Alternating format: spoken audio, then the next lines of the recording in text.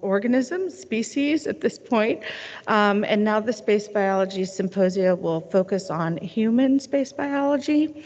And so our first speaker today is Eduardo Almeida, who is coming to us from NASA Ames. He's the co-director of NASA Ames Bone and Cell Signaling Lab. And Dr. Almeida's been involved in multiple spaceflight studies, and I think his talk today will give us sort of a broad overview of some of the amazing work that he's been doing down at NASA Ames. One of the interesting things about his work is he's really starting to take a look at tissue regeneration and looking at the role of stem cells and how spaceflight affects these cells. But in addition to that research, he's also involved in development of hardware and bioreactors and things that can facilitate more long-term cell culture aboard the ISS and in space. So really coming at it from a couple of different angles. So anyway, without further ado, I'm going to turn the mic over to Dr. Eduardo Almeida.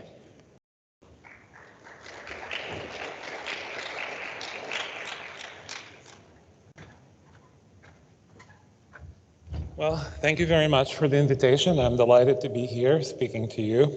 And what I would like to convey to you today is the importance of this emerging idea that stem cells, which are present in the adult organism in mammals, are really important for regenerative processes.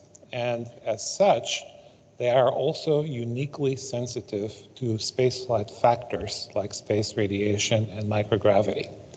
And so what I hope to do is to convey that idea across multiple biological systems, all the way from regenerating newts to stem cell-derived organoids, and to experiments in mice, and the latest experiment with transgenic mice on ISS, RR10, that addresses one of the molecular mechanisms that might be involved in this process.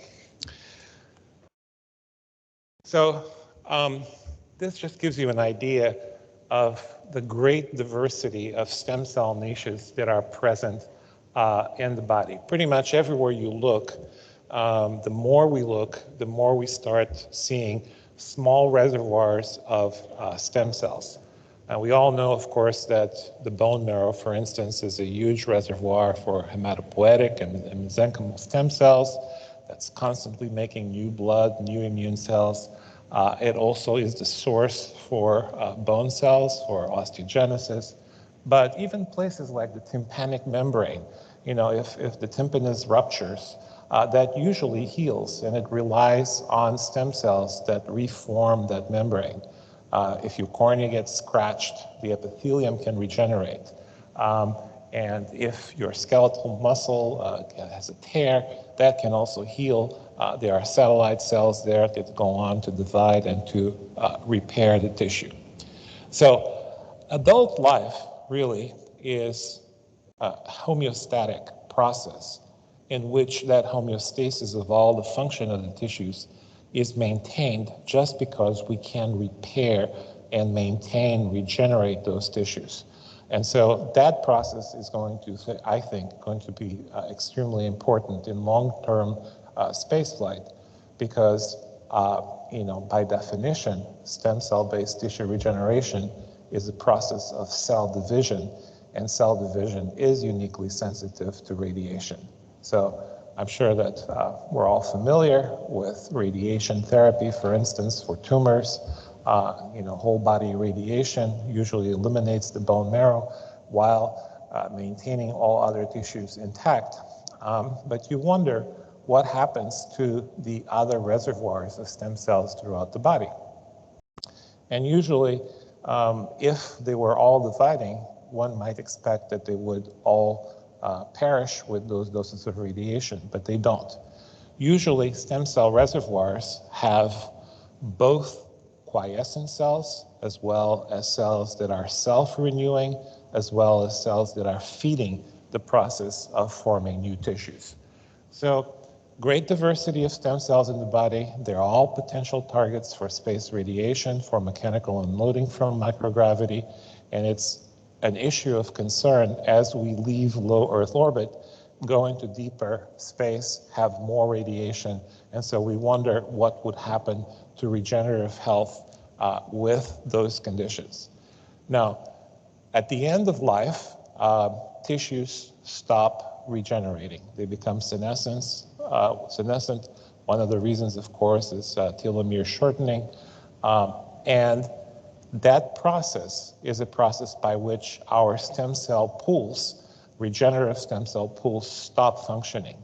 Those cells become senescent, and our skin wrinkles, our muscles don't repair anymore, bone mass is not gained, and so all that is the end of life. So the potential exists in deep space travel for stem cell reservoirs to be affected, and if not at least completely eliminated by space radiation, at least inhibited from repairing tissues. So we could potentially see a syndrome that might resemble premature aging over many months or years in space exposed to these factors if stem cells are not able to continue maintaining regenerative homeostasis in the body. So let me see. Go back one. Can you go back one slide, please? There we go. So this picture is just to illustrate the fact that cell division is the process that is really sensitive to space radiation, in particular to radiation in general, and to potential mechanical stimuli. And so if the cells are dividing, then they are a target for various checkpoints in the cell cycle that will stop that cell if there is damage, DNA breaks, if there are any problems with the spindle. And so that might affect the cells. But another thing to consider is that we're entering an era of quote unquote quantum biology. We're starting to understand cells at the single cell level. And so our laboratory has engaged into a number of experiments in which we start to take the bone marrow, for instance, and we do single cell expressome analysis. And in this case, what you see on the far right is a single cell plot of the number of copies of JUN-D, which is a transcription factor associated with arrest of with cell cycle and spaceflight effectors from radiation, for instance. And you can see that the responses in a cell population are very different. So not every cell is going to behave in the same way. Some cells are going to become senescent. Some cells are protected because they're quiescent. And so we need to start regarding these samples that we study as a really very heterogeneous mixture. And we need to start paying attention, in our opinion, to the individual variability of cells within what we have previously thought of as homogeneous populations. So, traditional space biology has thought of spaceflight factors as being degenerative. And so when I started at NASA Ames 20 years ago, we thought about, problems like risks of radiation risks for cancer, for instance, or we thought of microgravity disuse risks for bone loss. But, Emily Holton, who's here, is the director of the laboratory for many, many years, and she hired me to start at Ames. And she had done an experiment, a really key seminal experiment with the Russians and published it in 1978 in Science. And this was an experiment in which she determined that growth of bone, which you see here on the far right, labeled with calcine injections, was virtually arrested in these growing rats. And so that, to me, was kind of the inspiration for all of this work. Because unlike the degenerative conditions that we have been traditionally interested in at NASA, that is a process of formation of regeneration of bone. And that, in my opinion, is really more crucial for long-term space travel than the degenerative conditions. We can always have the shielding, we can always have countermeasures for disuse, but if your regenerative processes are not functioning to maintain homeostasis, then we really have a serious problem with maintaining regenerative health in the body. And so that piece of work that Emily did when she started the laboratory in the late 1970s, in collaboration with the Russian colleagues, is really the seminal inspiration for my focus on the scientific question of whether regenerative health can be maintained during long-term spaceflight. So this is the lab and the colleagues that participated in the work. So that's our guiding hypothesis, is really that there are the two key spaceflight factors, space radiation and mechanical unloading. We think our hypothesis, our working hypothesis, is that these two factors are determining in the course of stem cell-based tissue regeneration. We think, of course, that radiation, we hypothesize that that radiation will affect how much stem cells can proliferate and differentiate. And we think that mechanical unloading from microgravity also affects the ability of those cells to proliferate. As we all know, exercise, physical activity mechanically stimulates our tissues. You can body build by exercising. You can build bone, you can build muscle, and that mechanical stimulation on Earth at 1G is really important to stimulate our stem cell pools to regenerate tissues. In the absence of gravity, that's really problematic. So we have a double problem with radiation and mechanical unloading, potentially affecting the ability of stem cell pool niches in the human body, in mammals, to regenerate and maintain regenerative homeostasis. So that's the problem. And so I'm going to try to address the problem from multiple perspectives. So over the last 15 years or so, starting in Emily's best tradition, we went back to our Russian colleagues, to IMBP, and to the Koltsov Development Biology Institute. And we did 2 experiments in space with newts. We looked at the growth, at the regenerative growth of the newt tail. We also did experiments with embryoid bodies. These were some of the first stem cell experiments done in space by NASA. So this is on STS-131, STL experiment, in which we made organoids made of mouse embryonic stem cells and differentiated cells as a model for stem cell-based regeneration. And of course, we later on really useful for its STS-131 mouse immunology, we are able to participate in the VSP and study both the bone and bone marrow, and we found some very important clues as to what the potential molecular mechanism for regenerative arrest that Emily first found on the Cosmos experiments might be occurring. And so then I will focus on P21 or CDKN1.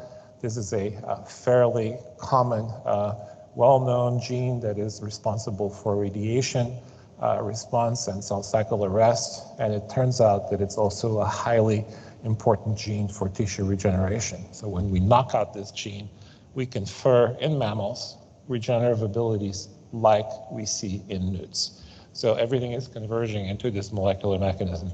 So I'm going to try to cover these as well as I can. So these are results going back to 2007, photon M3. We also did photon M2, an earlier version of this experiment. And what you can see is that, the basal controls, that's when we start the experiment prior to launch.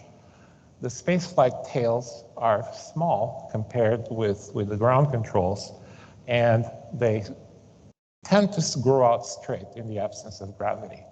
Now, in 1G, the tails of the newts kind of bend down on their own weight. So gravity has an effect on the tissue regenerative process if we allow it to proceed. We do it on a wet sponge, not in the aquarium. Now, these are just 3 examples, but this is the actual whole experiment. So, okay. So, you can see here highlighted in red, those are the actual flight animals. And you can see that Not everyone is the same, but there's a very striking difference between that box and what you see to the right, which are the tails grown at 1G. Interestingly, in the aquarium, which is immediately left of the red box, the tails are very, very small. And so it looks like mechanical unloading by neutral buoyancy also simulates what you see in microgravity. And in microgravity, you might actually have some mechanical stimulation from bumping of the nudes into each other while they float in space, which is what you see in those pictures. So we also were able to deliver BRDU to label cell proliferation. And what we find is that in the aquarium and in microgravity, there's a lot of proliferation still going on, which is an early stage of regeneration. So the way it goes is first you have a burst of proliferation that grows the mass of the blastema, and then those cells, that cell mass differentiates and you form the epithelium, muscle, cartilage, and bone, and so on. Very recently, we have been able to, the new genome has been published, finally sequenced. It's not fully annotated yet, but we've been able to go back to archival tissues that we saved way back in Russia, in Moscow in 2005, and we've been able to obtain some RNA-seq data. We're still analyzing this, and the major problem at this stage is the annotation of that genome, but we're making great progress in that area. So this is the first indication that regeneration in the model, in the nude tail model, is affected by the space flight environment. It could be microgravity, space radiation, or a combination of both. The next experiment that I want to cover briefly is this experiment where we made embryoid bodies. And so we started with the mouse embryonic stem cells. You take out LIF, which is the factor that maintains stemness. You take out adhesion by using low adhesion plates. You form these spheroids, and the spheroids are then launched into space on STS-131, was 15 days. Some of them were fixed on orbit, either with formaldehyde or with RNA later, and some of them came back alive. And if they came back alive, we put them in a substrate, either with collagen or with fibronectin, and we let them outgrow. When they do that, it looks like a fried egg, and the egg white of that fried egg contains multiple different colonies of different cell types that spontaneously differentiate. And so we used one measure for seeing the stemness of those cultures, and it was how many colonies of cardiomyocytes appeared, because those are beating cardiomyocytes, and so they're easy to identify and to count. But before that, we did the gene expression analysis of those embryoid bodies, and what we found is that about 90% of the markers associated with differentiation of these embryonic stem cells and the organoid were downregulated relative to ground controls. So a very striking effect, consistent with the nude results in maintaining an early stage with more stemness than on the ground. So it looks like in both cases, there is a block to the transition between the stem cells and the proliferative mass-building regenerative population that is starting to differentiate. And so these, they're difficult to see, but believe me, they're the cardiomyocyte colonies. We counted those, and we got a significant increase in cardiomyocyte colonies in the embryoid bodies that came from space. And so what that means to us, our interpretation, is that those embryoid bodies from space have greater stemness, maintain more early stem cells that are now then capable of recapitulating differentiation on the ground and generate more cardiomyocyte colonies. So still on STS-131, this was a banner flight for us. We had both the BSP samples from Millie's experiment as well as the embryoid body. So now I'm moving on to the STS-131 bone marrow that we extracted from these cells. It was a big experiment. Everybody from the lab went to Kennedy, and we basically collected the bone marrow in this experiment, and again looked at gene expression for bone marrow. And so bone marrow is a big mixture of both hematopoietic lineage cells that give rise to red blood cells and all the immune cells, plus mesenchymal stem cells and their derivatives. And that includes bone cells, cartilage, muscle, variety of components, adipose cells that are of mesenchymal origin. And so when you plot out the gene expression related, key genes related to the differentiation of various cell types of the bone marrow, again, dramatically, there is a decrease in those markers of differentiation. So that's now 3 for 3. This is the third system in which we look at beyond the newts and the embryoid bodies. Now we're looking at the whole organism, the mouse bone marrow. And in that system too, we are seeing exactly the same phenomenon, which is the lack of progress of differentiation of the precursors, the stem cell precursors, in the bone marrow towards the more differentiated stages. So in addition to looking at the bone marrow, we looked at the bone, and this is the critical point where our research took a turn towards a potential molecular mechanism. So when we ground up the bone, the cleaned up bone, we identified P21, which is CDKN1A, cyclin-dependent kinase inhibitor 1A. And that is a very important gene. It's well known in the radiation field. As soon as you zap some cells or some tissue with radiation, within 24 hours, you have a burst of P21 expression. And what that does is to arrest the cell cycle so that a cell can repair DNA damage, and then very quickly, P21 goes down in expression, and cells then resume proliferation if they are in the proliferative tissue. So it's a protective mechanism. It's a rapid response protective mechanism to allow for DNA repair. Or so it was thought of first, when it was first discovered. Coincidentally, at the same time that we found elevated levels of P21 on the STS-131 bone samples, a group knocked out the gene, and remarkably, the knockout for this gene is a highly regenerative phenotype. If you punch a hole in the ear of the mouse, let's say to mark specific mouse numbers, you look at it 35 days later and the hole is still there. But in the P21 null mouse, that hole pretty much completely fills in 35 days. This also happens for toe extremities. They grow back. And in general, the mice are fairly normal. They have a fairly normal lifespan. They don't have a very highly increased level of tumor incidence, and they're slightly smaller mass.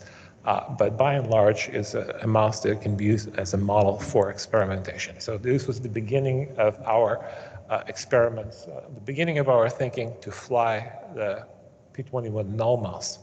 But it was this finding that really had almost a 4-fold increase in P21 in bone tissue. So following that work, we recently started looking at the null mice, and we started in the laboratory before going on to spaceflight. And the first experiments that we did would be to try to see if, in addition to being radiation responsive, P21 might also be mechanical loading and unloading sensitive. Because that would would mean that we would have one molecular mechanism that could integrate the two key spaceflight factors, radiation and unloading. And so to do this, we went back to a mechanical loading stretch machine that Nancy Serby, which many of you probably know from our early days in the lab with Rick Globus and Emily. And she developed this machine, this stretch machine, 2 motors, and it simply stretches a substrate where the cells are growing. We did this about 1 cycle per minute. And we put in primary cultures of osteoblasts.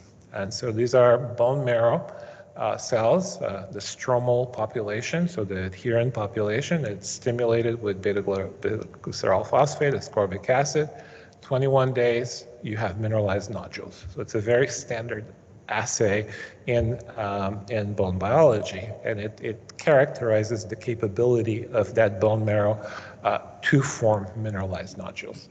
And so here we're looking at cell numbers. And so we looked at the knockout mouse bone marrow, the P21 null, and the wild type, and knocking out P21 potentiates enormously the ability of the bone precursors to proliferate and mineralize in response to mechanical stimulus.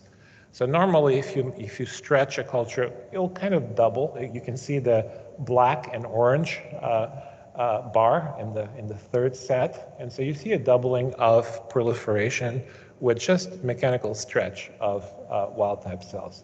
But the big, really big, tall bar at the very end of the graph, that's the P21 null cell culture with stretch. So really knocking out P21 really releases the regenerative ability of these osteoprecursors. That was a very important finding, and we analyzed now these cultures using 10x genomics single cell analysis. And so that's what you see here. These are t-SNE plots. So each dot is actually one cell. So in this case, we sequenced about 5,000 cells per condition. And so there is an individual expressome for each one of those 5,000 cells. So they're massive amounts of data. And what Cassie Duran, who is the person in the lab, my colleague and collaborator, did to obtain this data was to come up with a set of well-established markers for bone osteoprogenitors, for early osteoblasts, and for late osteoblasts. And then we went into the t-SNE plot and we picked up those specific cell types. So you see the wild type on top without and with cyclic stretch. And you can see that there is changes in the shape, but then you see the bar graph for the proportions of cells. So you see that in blue, in the wild type, you have lots of quiescent progenitors that are there. And then you have a little bit of green, which are the early osteoblasts and very few late osteoblasts. So this was done on day 9 of the osteogenic 21-day culture. So at this stage, we're still biased towards the early stages of differentiation, but we already have some of the final product of the process. And so as soon as you mechanically stimulate, you double the green bar. So you transition from the stem cells to the differentiated early osteoblasts. And if you look at the P21 nulls, they've already pre-done that. They've already fed the pipeline. They have a smaller number of stem cells, and they've progressed to more of the green and red differentiated osteoblasts. And again, it's still sensitive. As soon as you mechanically stimulate, you bring the green bar even further down. So what you have really is a changing of the properties of the population towards a more regenerative later stages of differentiation by using this, by understanding the problem from this perspective of single cell analysis. So these are the markers. If you want to learn more about this, Cassie is the superstar on this particular field, and she'll have a talk on Friday at 2 p.m. on vertebrates, and so she'll give you more details. Can you go back one slide, please? Okay. So before I leave this topic, what I want to show you is what happens to P21 with mechanical stretch. And this is the key finding of this study. So again, we have the populations outlined, and you can see that P21, CDKN1A, is primarily expressed in that cluster over there that corresponds, the more yellow and orange, that corresponds to the early osteoblasts. So, what is happening is that the progenitors have low levels of P21, so they're progenitors, they're more highly proliferative. The early osteoblasts are almost standing in the wings, waiting to go into action. And so as you mechanically stretch, you can see that that cluster turns blue. So mechanical stretch, exercise, physical activity, loading has the ability to reverse the accumulation of P21, which arrests regeneration. And so this is a potential mechanistic explanation for how mechanical loading can suppress these anti-regenerative functions of P21. So we think that's very important. We wouldn't be able to obtain any of this data if we weren't looking specifically at the osteoblasts, the early, late, and progenitor osteoblasts. We need to have the resolution of the single-cell approach in order to focus in and see the differences between the different stages of differentiation in the culture. The bulk experiments just don't do it. So let me get to the last topic of the discussion today, and that's the R10 mission. And so basically, you know the rodent habitat. It's an extremely capable piece of hardware. In this case, we flew the habitat without the hut in the early style configuration because there were some concerns about mechanical loading inside the hut. So we were able to obtain an exception for that rule. And so we spent 30 days on ISS. One group was the wild type mice, one group were the P21 null mice. Everything went well. The timeline of the experiment is here. There's a lot of detail, not necessarily going into it, but I want to tell you that we did injections of calcine 7 days prior to the dissection. Dissection was done on orbit. The astronauts injected at -7, then they injected at -2, and at -2 they injected both calcine and BRDU. So we have marked proliferating cells as well as bone formation. And so we started analyzing these. So everything came back in February. We have all the samples in hand. And so we're doing a variety of analysis, starting with microcomputed tomography. This is a massive project because in addition to the fact that you have P21 and wild type, we did parallel hind limb unloading experiments. We did a parallel running wheel experiment. We did both vivarium and habitat controls. And so altogether, there's something like 160 samples that we really have to process. And so we've just completed the medium resolution scanning. And so that's what you see here. We scanned actually the whole limb, so the whole intact limb at 4 microns. And these are massive data sets. Each one of them is about 120 gigabytes. So like 8 of them fit in a 1 terabyte drive. So it's quite large. And the resolution from those scans is what you see in there. And so you can see exquisite detail in the knee and the femoral head and socket and the proximal distal femur. And so there's a lot of detail. Hopefully when we're done with our analysis, this will go into the GeneLab ALSDA, and so we'll make the data sets available to the community.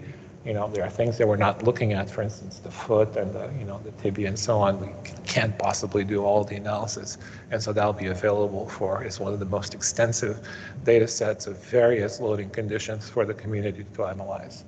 So that's after we manage to complete all the studies and publish this. So what happened? And so that's, we don't have the results yet, but this picture gives you like an overview.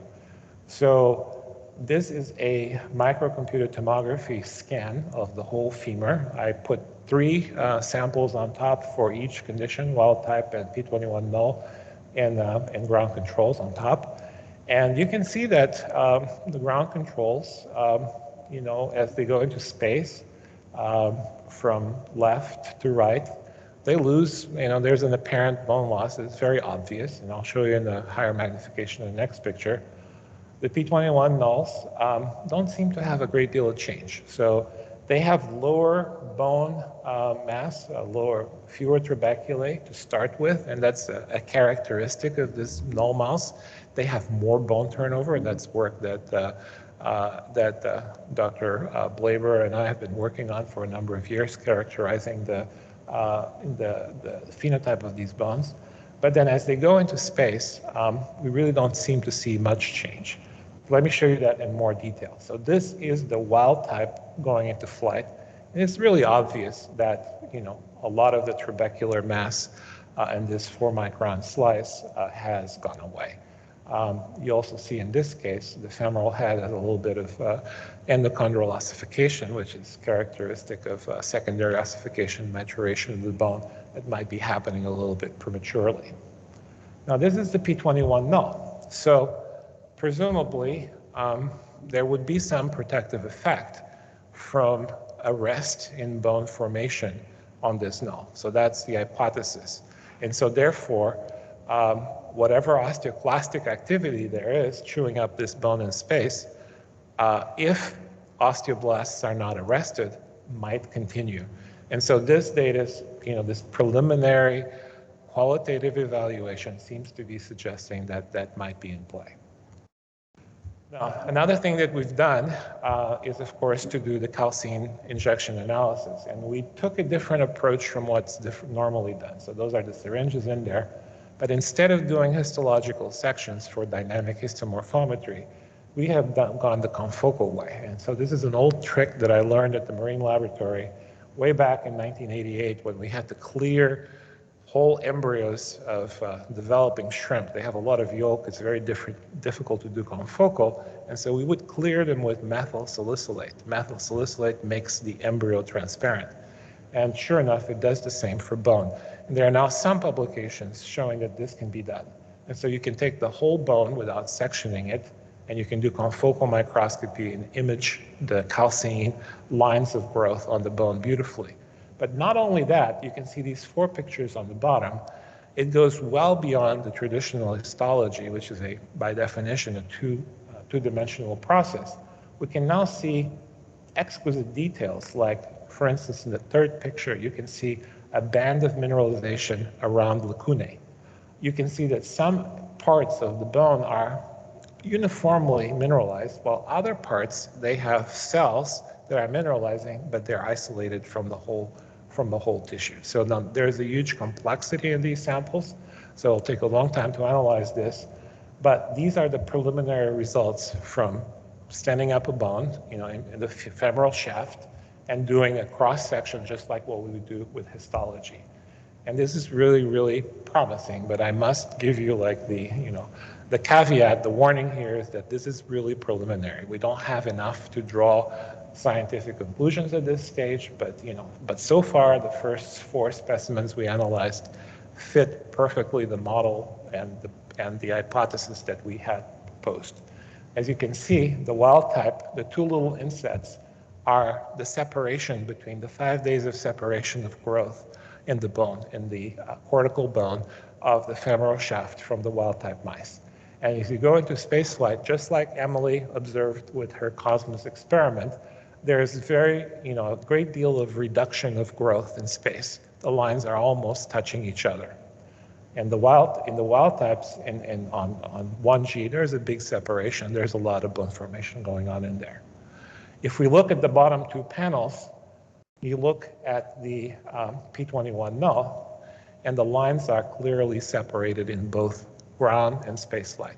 So again, this is preliminary, it's not confirmed, but at least the early results are that at least this particular set of specimens, that the P21 seems to rescue the growth, the bone growth defect in space. And so if this is confirmed, it would be a big deal. It's not confirmed yet, okay? So I cannot say that enough. But I wanted to show you the result, the early result, because in the spirit of a conference like this, it's an exciting finding, and so we'll see what happens. We'll watch this space next year and see where we are. So finally, this is the last slide before the thank yous. And so this is what we did in space to try to understand the genomics of bone in these mice. And so I cannot emphasize how important it is to do these experiments while you're in orbit, instead after if you return to Earth. There are a lot of artifacts involved with reentry, readaptation. It takes many hours to get to the mice. In the old days when we had the shuttle, we managed to get to STS-131 in 3.5 hours. That's not possible anymore. And so it becomes, in our opinion, imperative if we want to capture what's happening at the level of gene expression in space to do the dissections on orbit. And so we did not only the dissection, the astronauts dissected, they put one limb in fixative, the other one in RNA later, but before they went to RNA later, they clipped the femoral shaft, which you see over there on the tweezers, and they put it in these tubes with cryopreservation mediums. This is the standard cell culture medium with serum and DMSO. And we used the rotor that we developed for Wet Lab 2, to the 3D printed rotor and the ISS drill to centrifuge the bone marrow out of the shaft of the femoral shaft that was cut, and immediately threw it in Melfi and froze those cells. So these cells came back alive, and so now little by little, Cassie and I are reviving them, bringing them back to life, and then doing the 10x genomics chromium controller, a preparation of these cells for single cell analysis libraries. We're also doing conventional gene expression analysis in the bone tissue. And that's what you see in this little inset. So we cut the bone, we cut it up in quarters, brush out the bone marrow, end up with very clean bone, and then we are now analyzing the bone gene expression analysis. The bottom 4 pictures are what you get from doing the single cell analysis on bone marrow. Each one of these clusters is a different cell type. In the third one there, I have the red blood cells in blue and the osteoblastic cells in orange. And so we can zero in specifically on these cell types and understand at the quantum single cell level what each one of them is doing for gene expression. And so various genes, for instance, P21 is only expressed in the osteoblastic and stromal populations. You see rungs, for instance, is more broadly expressed, and that's a hemoglobin on the right there, which is usually, it's limited to the red blood cells. So we're at the Illumina sequencing stage right now. We're making libraries, so we'll have results on this in the months to come. So finally, I leave you with a picture of an eagle that landed on our building a couple weeks ago, and I'd like to acknowledge all the colleagues in the cell signaling lab, our students, our collaborators, the Russian colleagues at IBMP and Koltsov, of course, NASA Space Biology and NASA ARC for supporting all of the research over the years. Emily, Ruth Globus that just retired, our retired lab fellows, but both still very active, and Emily is right here, and say hello to her. And finally, I'd like to acknowledge a good lab friend and collaborator, Millie Hughes-Fulford, that, of course, as we all know, passed away this year. And so she was fundamentally, one of the, began a lot of the effort to share tissues, with the BSP for STS-131. And if it wasn't for her contribution or her generosity, we wouldn't have any of these results with P21. So a really big thanks to the spirit of collaboration and sharing of tissues and specimens that she was so good at. Thank you.